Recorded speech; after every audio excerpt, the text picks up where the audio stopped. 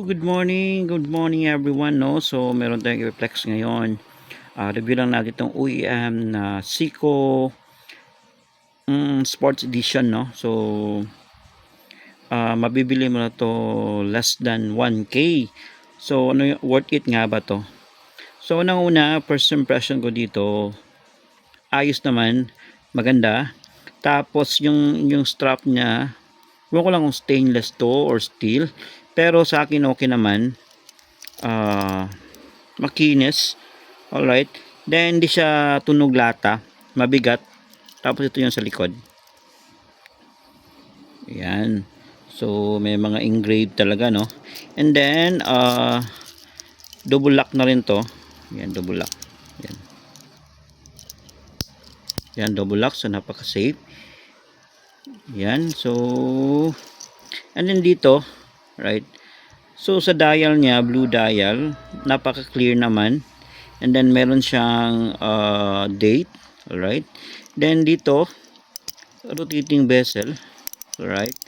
So ayos naman, alright. Yan, so original talaga na Seiko, medyo mahal naman talaga.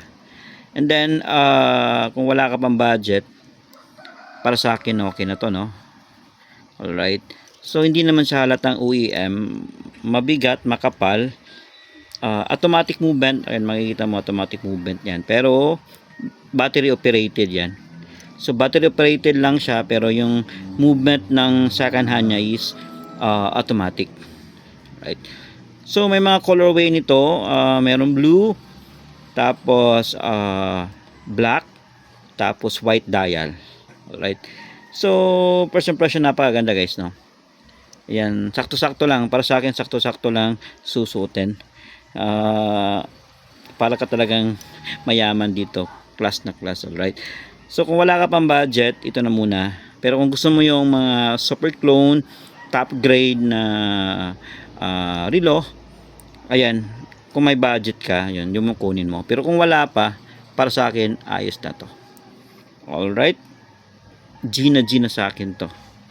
Alright, so hindi naman nagmamatter yan eh. Basta't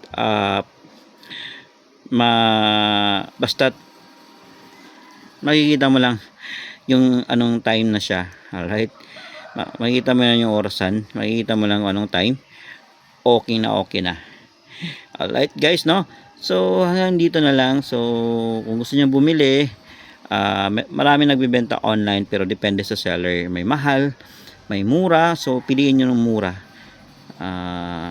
Sa akin, nabili ko to less than 1K, I think less than 800. So kasi iba 1,000 plus to. So depende, kayo na bahala. Alright, God bless and thank you.